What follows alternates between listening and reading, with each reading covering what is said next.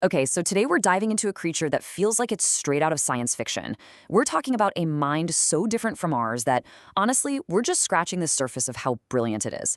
Let's get into the absolutely incredible intelligence of the octopus. To really get the octopus, you have to go back, I mean, way, way back. Their ancestors were around long before the dinosaurs. That means their intelligence evolved on a completely separate track from our own.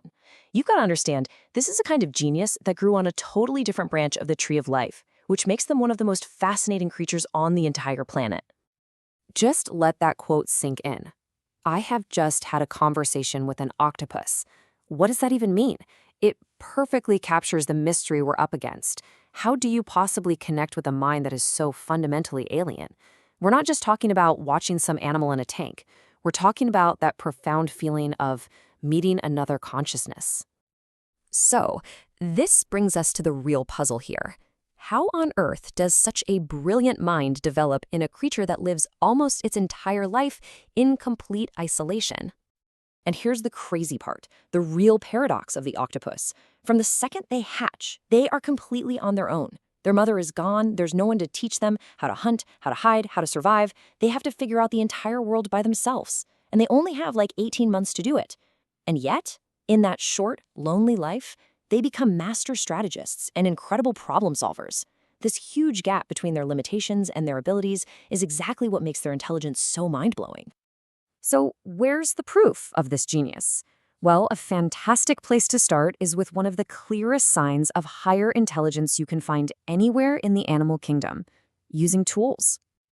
And let's be super clear about what we mean by tool use. This isn't just accidentally bumping into something. This is intentionally picking up an object from the environment to solve a specific problem. It's about seeing the world not just as a place you exist in, but as a place full of potential solutions. So, just how rare is this? Well, the octopus is in a very, very exclusive club. Less than 0.1% of all animal species are thought to use tools. We're talking primates, some incredibly smart birds like crows, and that's about it. It's an elite group for sure. But wait, it gets even crazier.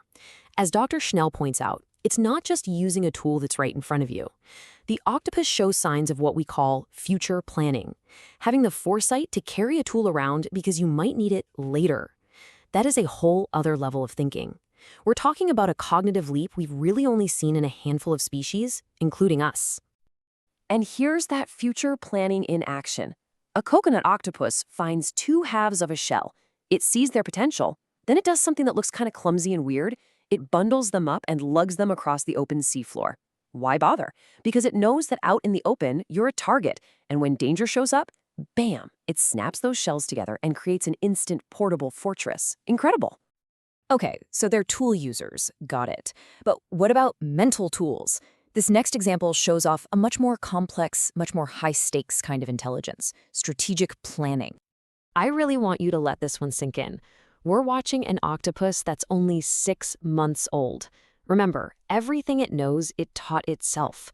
And right now, it's about to gamble its life on a complicated multi-step plan that it came up with all on its own.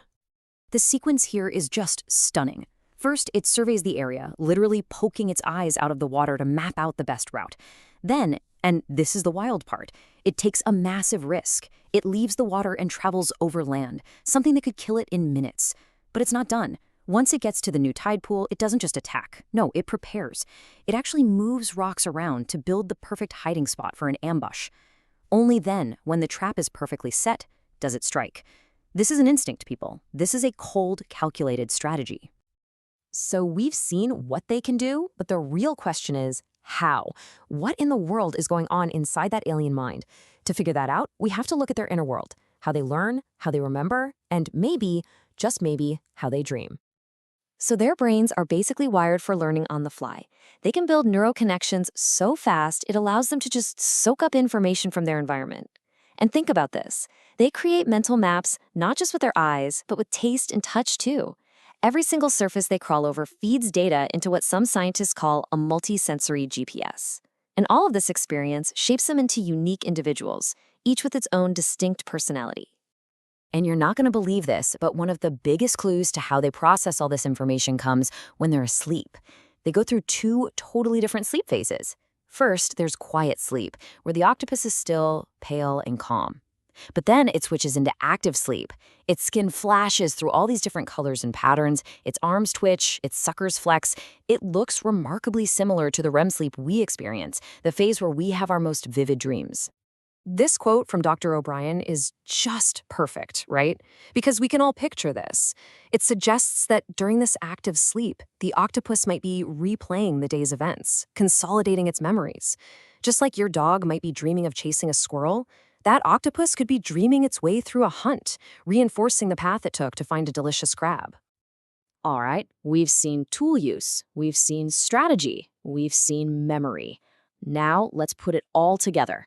We're going to look at one final dramatic showdown that shows off what might be the absolute peak of octopus intelligence: creativity under fire. Here is the matchup. In this corner are coconut octopus, armed with nothing but its wits and experience. And in the other corner, the mantis shrimp. Now, don't let the name fool you. This thing's weapon is a club that moves so fast, it literally boils the water around it. We're talking a punch with the force of a .22 caliber bullet. It is one of the deadliest weapons in the entire animal kingdom. And at first, yeah, it's not looking good for our octopus. Not good at all. It tries blasting the shrimp with jets of water, but that's completely useless. The shrimp is just too fast, and its punch is way too powerful. The octopus is totally outgunned. And then, right when you think it's all over, something clicks. Faced with a problem that its usual toolkit can't solve, its brain does something truly extraordinary. It has an idea. You can just feel the shock and awe from the scientist who saw this happen. She was screaming underwater. This wasn't just some clever little animal trick. This was a moment that completely rewrites what we thought was possible for a non-human mind. So, what was this game-changing idea? It was pure, beautiful creativity. The octopus grabbed the very same shells it uses to build its house, a tool it knows is for shelter, and in a flash of insight, it reimagined them. It held one up not as a roof, but as a shield, perfectly blocking the mantis shrimp's deadly punch. And this is what it all comes down to. The octopus mind isn't just good at one thing. It shows an incredibly high level of skill across the board. We're talking tool use, long-term strategy, and all the way up to on-the-spot innovation. This isn't just instinct. It is a dynamic, adaptive, and truly creative form of intelligence. And so we're left with this thought. The octopus is living proof that genius doesn't have to look anything like us. It can evolve in a creature with blue blood, 3 hearts, and a brain that's literally spilling out into its arms. It really forces you to ask a pretty profound question. If we were this wrong about a simple mollusk, what other incredible minds are out there just waiting for us to finally see them for what they